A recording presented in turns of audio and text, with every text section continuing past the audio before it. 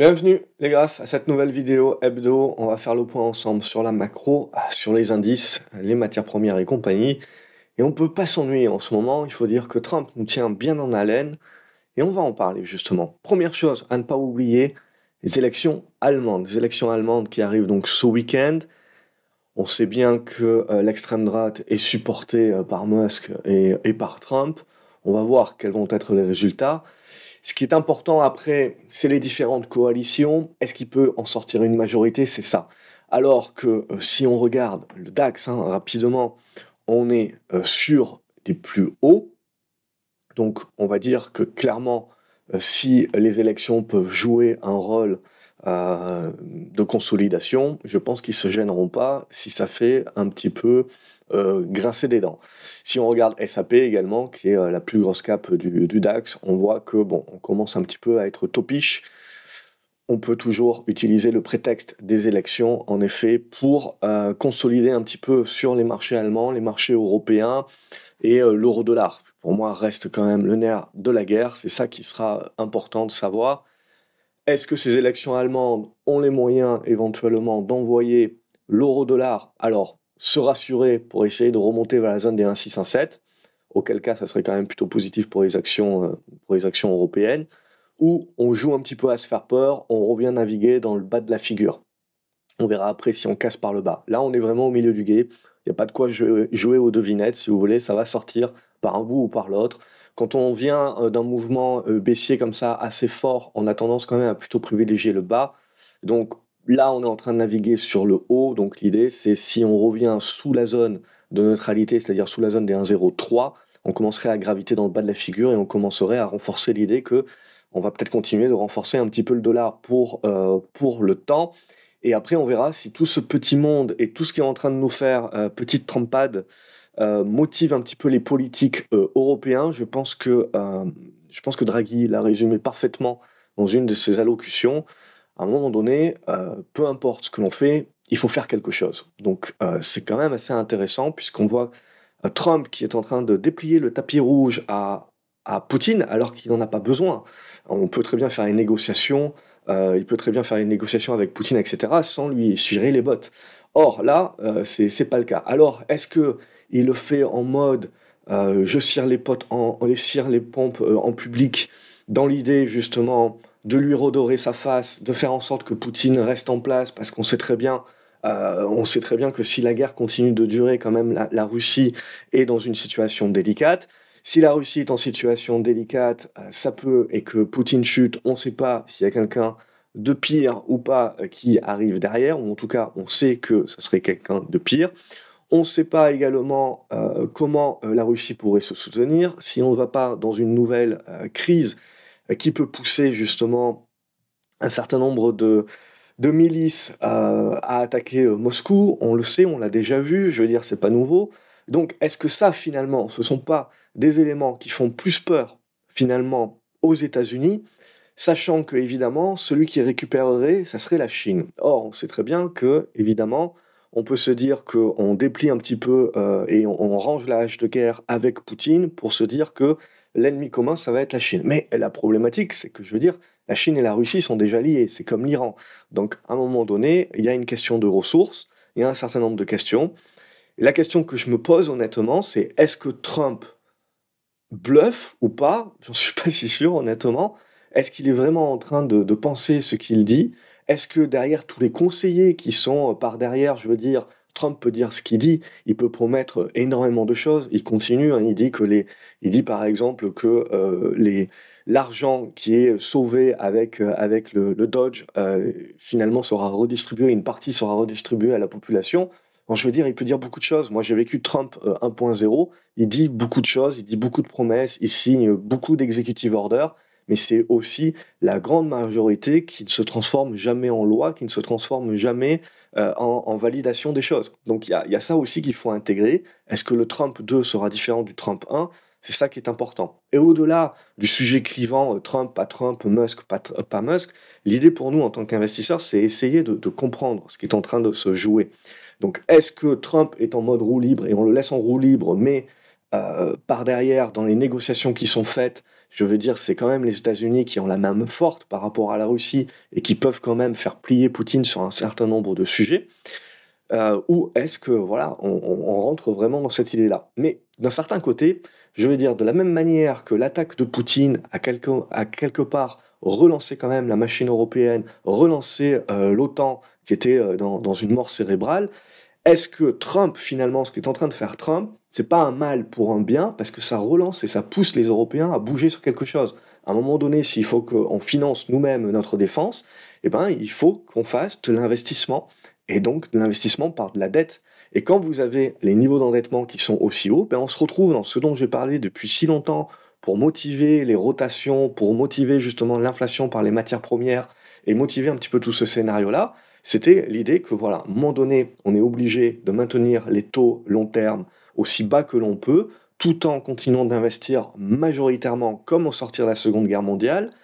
Et alors, on fera un plan Marshall ou on fera pas un plan Marshall selon les États-Unis, mais l'idée qu'on voit bien ici, c'est que l'Allemagne doit changer complètement son business pour enlever évidemment ses dépendances vis-à-vis de la Chine, vis-à-vis de la Russie. Tout ça, ça prend du temps. La France doit relancer un petit peu, évidemment, et pousser à nouveau vers le nucléaire. On voit que sur de l'agriculture, sur de l'énergie, la France a toujours quand même cette capacité, si on n'avait pas des lois d'exportation, de pouvoir être un pays qui est très compétitif et attirer l'industrie par ça. Et aujourd'hui, enfin depuis des années, on se tire une balle dans le pied, si vous voulez, avec des tarifs qui sont contre-productifs par rapport à ce qu'on produit vraiment, à cause des exportations, à cause de certaines lois européennes. Donc il y a à un moment donné une prise de conscience qui doit être faite, un petit peu moins de régulation. Je ne dis pas qu'il faut complètement tout déréguler comme ce que peut faire Trump éventuellement. Je pense qu'il y a il y a un juste milieu à trouver dans la régulation, si vous voulez. Mais ça, voilà, Trump, en gros, il nous dit. Donc, qu'est-ce que ça pousse ça? Pour moi, ça pousse la première chose, ça doit pousser les obligations européennes. Les obligations européennes, pour moi, c'est la première étape, si vous voulez, vers une unification des marchés des capitaux. Et donc, on est obligé de partir sur ça à un moment donné. Donc, on est obligé de partir sur une Europe des nations, on est obligé de pousser l'Europe jusqu'à ce que ça devrait être et ce que ça aurait dû être depuis le début. Et ça, voilà. Après, ça marchera ou ça ne marchera pas, mais au moins, on aura essayé, et on aura essayé de faire une vraie Europe. Et donc, je pense que justement, Poutine, Trump et tout ça, je veux dire, si ça pousse pas à essayer de pousser le truc jusqu'au bout, bah oui, en effet, autant arrêter tout de suite et autant devenir un EHPAD géant. Mais au minimum, je serais tenté de dire, si j'étais politique, que je ne suis pas, mais que les politiques commencent à en avoir, si vous voulez, et qu'on aille au bout des choses. Même si on voit que, je veux dire, en Allemagne, on peut avoir l'extrême droite qui pousse beaucoup plus, même un jour s'ils finissent par gagner, même si en France ils finissent par gagner, l'idée première d'un point de vue marché boursier, c'est qu'en gros, ça serait des mélonies. C'est-à-dire qu'évidemment, on fait campagne sur un truc, on pousse le truc, même éventuellement on pousse la division sur l'Europe, mais in fine, quand on gagne, on fait bascule arrière, si vous voulez, et on pousse pas sur des sujets comme ceci aussi clivants. Et donc voilà, donc il faut faire attention, si vous voulez. Il y a extrême droite et extrême droite. Mais voilà, on est dans une période que je trouve passionnante. C'est passionnant.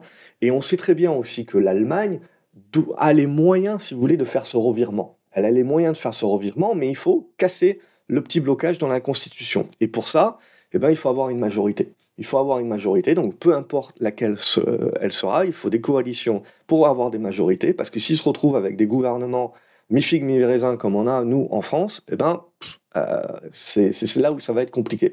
C'est là où ça va être compliqué, si vous voulez, parce que je pense que tous les pays, mis à part la France et l'Allemagne, sont mûrs et sont prêts pour cette cohésion européenne. Donc maintenant, il va falloir aussi que toutes les politiques s'alignent, et c'est ça qui est compliqué en Europe, évidemment, d'avoir partout dans tous les pays des politiques qui s'alignent.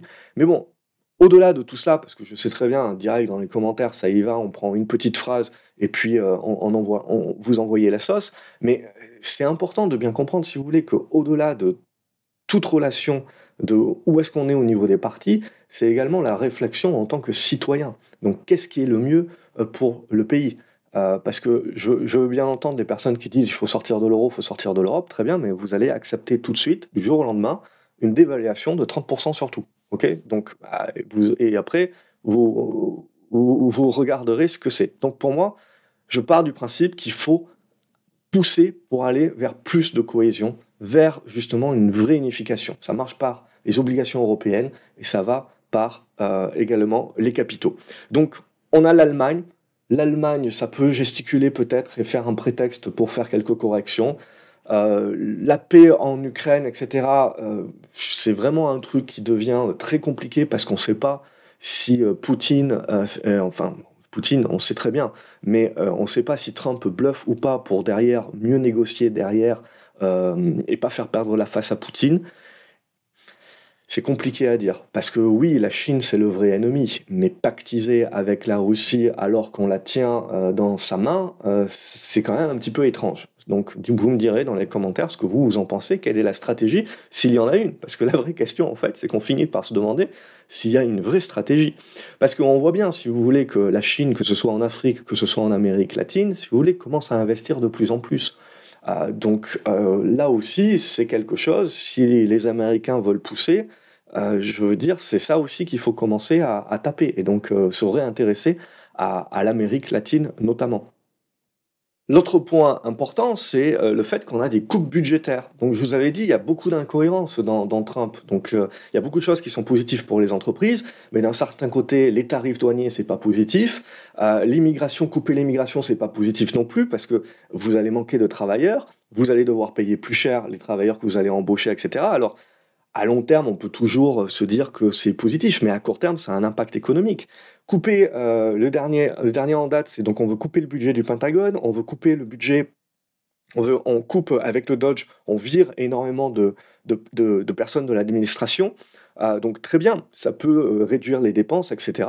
Mais au-delà de ça, également, la technique Musk, c'est on vire d'abord, on voit comment ça fonctionne, et à la limite on réembauche, on le voit. Il y a, dans des filières du nucléaire, etc., il y a des ingénieurs qui sont virés du jour au lendemain, puis finalement ça fonctionne plus, paf, on les rembauche. Donc bon, c'est une technique comme une autre, si vous voulez, mais à un moment donné, il faut bien se dire que l'économie tient essentiellement grâce aux riches actuellement, et ça tient essentiellement grâce au fait que les marchés boursiers sont au plus haut.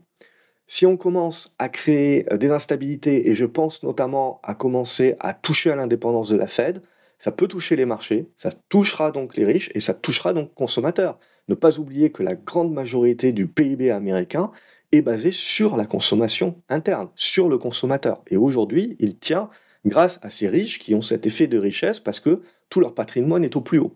Mais on voit que l'économie peut être impactée finalement par une baisse de la bourse qui est une question de confiance. Donc là, on touche à plein la question de confiance.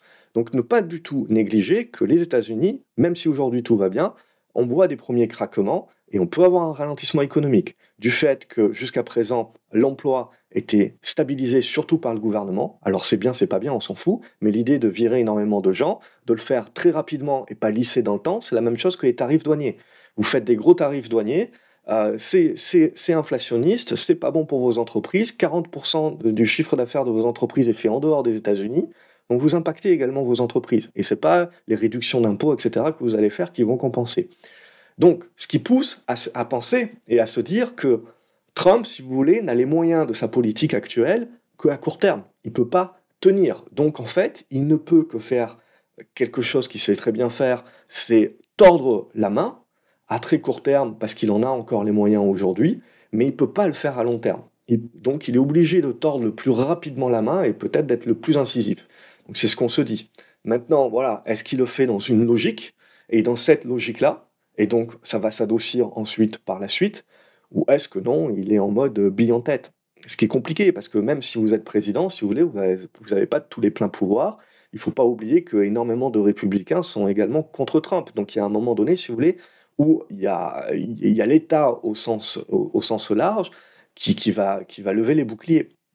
Donc ça aussi, c'est intéressant. Et je pense aussi qu'il ne faut pas oublier le plafond de la dette. Ça va revenir dessus, et c'est là où on pourra voir est-ce que tout le monde est d'accord chez les républicains. Donc c'est là où ça sera intéressant de voir est-ce que justement, parce que là c'est le début, mais est-ce qu'il ne peut pas avoir des bâtons dans les roues sur un petit peu tous ces trucs, Trump? C'est ça qui sera intéressant. Mais pour moi, d'un point de vue marché, ce qui est important, c'est la confiance. Donc ici, Je fais pas de message politique, c'est pas mon rôle. J'essaye de me poser des questions, moi en tant qu'investisseur, pour essayer de voir venir la suite. Et c'est très compliqué actuellement, parce que je sais pas si c'est du lard ou du cochon ce que nous raconte Trump. Et quand je lis ce que fait du Musk, euh, les commentaires de Musk, les commentaires de Trump sur l'Ukraine, sur la Roumanie, sur ce genre de choses-là, euh, on peut le penser, je veux dire, on peut tout penser. Mais dans leur rôle, c'est quand même, quel est l'intérêt? C'est ça aussi où je me pose. Et donc je me dis, soit ils sont en roue libre, en mode roue libre complet, et il y a pas de réflexion, c'est-à-dire on dit ce qu'on pense, on agit, et puis on réfléchit après, ou alors il y a une stratégie cachée. Ce que j'ai envie de penser, mais honnêtement, plus les jours passent, et moins j'en suis certain. Donc vous me direz ce que vous en pensez. C'est comme tout le truc là sur les terres rares. Les terres rares, on sait très bien que c'est essentiellement la Chine hein, qui produit la grande majorité. C'est très bien. Bon, c'est des terres rares, elles sont pas si rares que ça. On en trouve des paquets un petit peu partout, si vous voulez, même en France. C'est pas forcément les plus faciles à produire. Donc c'est pour ça que ça nous va bien, si vous voulez, que la Chine produise et qu'on en importe de chez eux. Mais je veux dire, si demain on a des problématiques, c'est pas sur les terres rares les vraies problématiques en termes de ressources. Donc, j'avais déjà fait une vidéo là-dessus notamment. Donc voilà. Et après, on se dit, ok, les marchés sont chers ou pas. On voit que sur le Nasdaq, c'est cher par rapport à l'historique, très bien. Le Russell 2000, on est un petit peu sur la marge haute de l'historique. Le S&P 500 est cher par rapport à son historique. L'Equal Weight à peu près au même niveau. Et en gros, c'est les mid-cap. Les mid-cap sont un petit peu, on va dire, moins chers. C'est ça aussi la difficulté de ce marché actuel, c'est que on voit bien, autant si vous voulez, il y a des sociétés où on se dit c'est surpayé, c'est momentum, etc. Et à un moment donné, elles vont devoir corriger au prorata. Mais sur d'autres sociétés, il y a des profits, c'est stable, c'est sain et ça se paye pas énormément cher. Donc c'est ce qui valide aussi le fait que depuis le début de l'année, on valide bien, si vous voulez, la surperformance un petit peu des actions qui sont en dehors des magnifiques 7. Mais il faut pas négliger, si vous voulez, que si le marché boursier américain doit continuer de monter, il a besoin de ces semi-conducteurs. Et les semi-conducteurs, vous voyez, ça fait à peu près une année qu'on ne fait pas grand-chose. Donc beaucoup de zigzags, beaucoup de volatilité en août dernier, mais depuis, plus grand-chose. Et là, on a commencé un petit peu à se réveiller hier. Donc si on arrive à en sortir par le haut, c'est ça le vrai catalyseur. Le vrai catalyseur qu'il manque au marché américain pour continuer de grimper, c'est non seulement que les petites caps et que, on va dire, les moyennes caps continuent de surperformer, mais également qu'on revienne sur les semi-conducteurs. Et alors, semi-conducteurs, on parle évidemment de Nvidia avec les résultats qui peuvent être motivants. Et d'ailleurs, quand j'ai regardé les résultats de AMD, on voit bien que, quand on regarde les autres résultats, on voit bien que Nvidia, en fait, continue de rafler totalement la mise, puisque les autres n'ont pas des hausses exponentielles de leurs ventes, ce qui veut bien dire qu'ils ne gagnent pas en part de marché. Donc il y a pas réellement de compétition encore aujourd'hui. Alors ça viendra évidemment, mais aujourd'hui c'est Nvidia qui doit continuer de rafler la mise. Donc il n'y a pas vraiment de grosses surprises à avoir sur les résultats Nvidia à venir. Est-ce que ça sera suffisant pour le marché? C'est la seule question à se poser. Mais voilà un petit peu où on en est. Donc il ne faut pas enterrer le marché boursier américain trop vite. Si on veut partir en bulle, on a besoin de ces semi-conducteurs, vous voyez, qui casseraient ici par le haut. Et nous, en tant qu'Européens, il faut qu'on attende les élections allemandes pour voir s'il y a une surprise ou pas, et voir si on peut dégager un mouvement de coalition pour avoir une majorité. Et pour, derrière, lancer un stimulus qui permettrait de faire la remontada sur le manufacturing. Donc en gros, je serais beaucoup plus prudent, méfiant sur les services à l'avenir, mais donc une rotation sur une embellie du manufacturing, de l'industrie, et une inflation par les matières premières à venir. Donc c'est-à-dire que quand on regarde les Américains, une désinflation grâce aux loyers et au poids des loyers dans l'indice CPI, mais une inflation de par les matières premières dans les mois, dans les années à venir. Évidemment, c'est pas un truc linéaire, c'est un truc qui va faire le yo-yo et le zigzag, mais je pense que petit à petit, c'est ce à quoi il faut se préparer. Et ce à quoi il faut se préparer, c'est un truc que je vous avais dit il y a peut-être 6 mois, quand je m'étais fait insulter pour avoir dit que Trump était certainement en tête des sondages et qu'il fallait pas négliger qu'il allait gagner. Euh, donc en gros, peu importe ce que je dis, je me fais insulter dans les commentaires, c'est toujours pareil. Mais ce qui est important, c'est bien de se dire que ce que l'on voit politiquement, avec toutes les élections en cours, bah, c'est que la physionomie de Trump, si vous voulez, bah, c'est de plus en plus de gouvernements qui arrivent comme ça. Et ces gouvernements, ils ont dans l'idée, si vous voulez, pour asseoir leur pouvoir, eh ben, ils doivent créer de la croissance, à tout prix, c'est-à-dire de l'endettement. Alors, ils peuvent en effet investir sur les infrastructures, etc. Donc, ils peuvent réallouer les investissements. Donc, en gros, on désinvestit certains trucs, mais pour investir sur d'autres. Mais toujours est-il que dans l'idée, on est dans de l'investissement. On est dans de l'endettement, de la création monétaire pour pouvoir continuer d'investir de manière plus stratégique, de manière plus manufacturing value, si vous voulez. Mais voilà, les Américains aujourd'hui, la stratégie, c'est d'être leader sur la tech. Et on a bien vu tous les investissements qui ont été faits ces dernières années et ça va continuer. Le seul bémol qu'on peut voir, c'est le fait qu'aujourd'hui, on a une poignée d'entreprises qui doivent investir autant d'argent qu'un gouvernement ou que des sociétés industrielles qui le font depuis des années et qui en ont l'habitude, et elles commencent à peine. Donc on peut juste éventuellement se dire, est-ce qu'il n'y aura pas une problématique à un moment donné où ces grandes entreprises investissent, mais investissent peut-être pas aussi bien, n'ont pas un retour sur capital qui est aussi fort que ça, parce que c'est la première fois de leur histoire qu'elles doivent investir autant d'argent. Et donc, est-ce qu'elles ont l'expérience pour pouvoir bien le faire? Ça sera ça, pour moi, un sujet éventuel, mais c'est tout. Donc voilà, dites-moi ce que vous pensez un petit peu de tout ça. On va passer maintenant à l'analyse pure et dure. Ça m'intéresse de savoir dans les commentaires ce que vous pensez un petit peu de tout ça, parce que je pense que voilà, là, on rentre un petit peu dans le money time où il va falloir s'adapter en tant qu'investisseur. Parce que ça bluffe ou pas, il va falloir savoir retourner sa veste assez rapidement éventuellement. Donc, au niveau de nos taux, on voit qu'il ne se passe rien. On aurait même tendance à penser qu'on veut plutôt jouer la désinflation. On veut continuer de jouer la désinflation et la baisse des taux.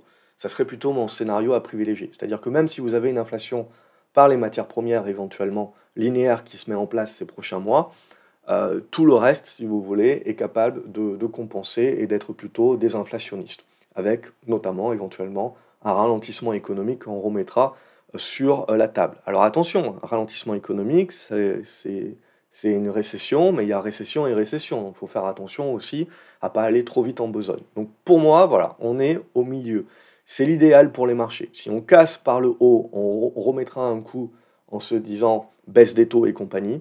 Si on casse ici de manière trop forte, cette zone des 97, je pense qu'on jouera à ce moment-là le côté ralentissement économique. Pour l'instant, nous n'y sommes pas. Ce qui nous intéresse donc, c'est le Brent également, qu'on peut regarder. Au niveau de notre Brent, on voit, on arrive à conserver le pivot du milieu, la médiane. Donc à partir du moment où on arrive à tenir la médiane, ici, pour moi, on reste dans le haut de la figure et donc dans une volonté de relancer la hausse.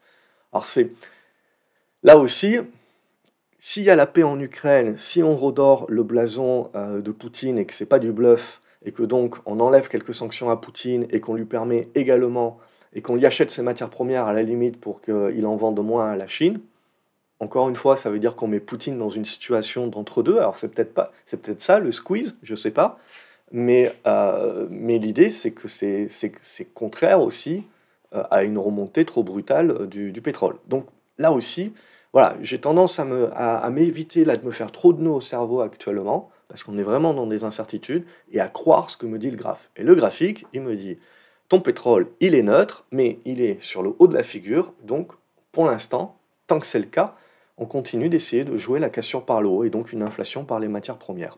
Très bien. On a de la reprise à la Chine, donc c'est ça aussi l'idée, c'est de se dire, peu importe ce qui se passe en Europe ou aux États-Unis, c'est les pays émergents, et notamment la Chine, qui redémarrent. Le stimulus, ça met toujours quelques mois à revenir, mais on redémarre, on relance les investissements, et donc on a une hausse des matières premières. Et ça, le symbole, c'est le cuivre. Si le cuivre commence à péter les 4,5, 4,8, là, vous voyez, les 4,8, pardon, pas les 4,5, vous voyez qu'on se remettrait dans ces dispositions-là de break et de hausse par les matières premières. Le DAX, on en a déjà parlé, on va se faire un coup du CAC 40. Si je regarde le CAC 40, je me retrouve sur des plus hauts sur les 8200 et une petite conso. Alors l'idée c'est, est-ce que je joue à me faire peur avec les élections allemandes? Éventuellement on voit que je peux revenir travailler cette zone des 8000 points, 7900. Ça ne changerait pas trop le schmilblick honnêtement. C'est juste que voilà, il faut accepter potentiellement que ça peut être volatile. Et pour moi, tant qu'on va tenir, je dirais, voilà, une zone en gros 7850, 7900 points, je ne vois pas de retour en arrière. Ok, ça serait une consolidation qui éventuellement nous ferait un zigzag et nous ferait une figure de congestion ici. Parce que ça reste une tasse avec la anse éventuellement qu'on dessinerait. Et on voit, cette anse, elle peut être plus ou moins profonde. Elle ne changera pas la physionomie du marché qui s'est retourné à la hausse, à moins de vraiment commencer à repasser sous les 7007 et 7005. Là, en effet, on remettrait tout en cause. Mais pour l'instant, voilà. Donc il faudra éviter, si on a de la volatilité et de la baisse la semaine prochaine, ou dans les semaines à venir, de jeter le bébé avec l'eau du bain.